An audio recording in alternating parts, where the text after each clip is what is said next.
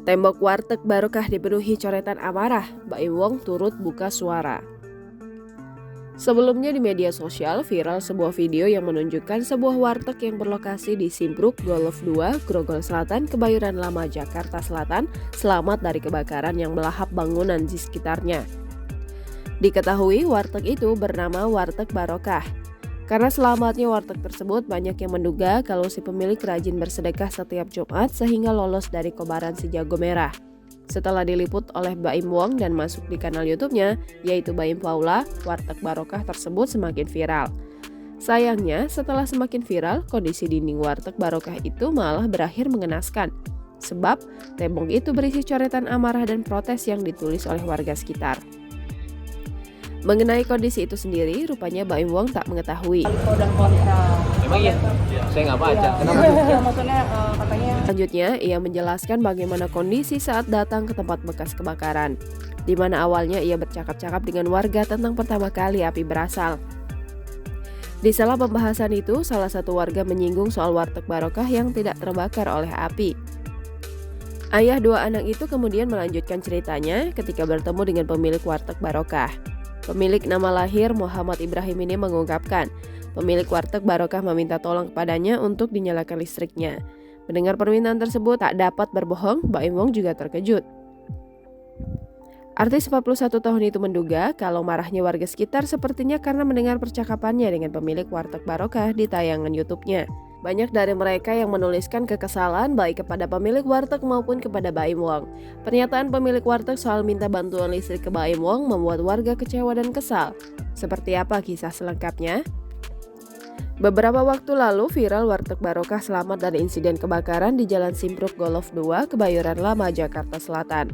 Saat kebakaran, banyak kios hangus terbakar, namun bangunan warung bernama Warung Brebes 2 Putri itu tetap kokoh berdiri. Pemilik dari warteg itu disebut-sebut kerap bersedekah dan membuat aksi Jumat berkah.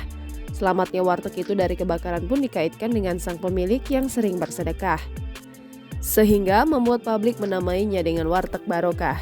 Namun, nyatanya viralnya Warteg Barokah ini mengundang banyak komentar warga Simpruk yang menjadi korban kebakaran. Komentar warga tersebut diungkapkan melalui coretan-coretan yang ada di tembok bangunan warteg. Ada banyak tulisan warga yang berisi kekecewaan atas viralnya Warteg Barokah ini.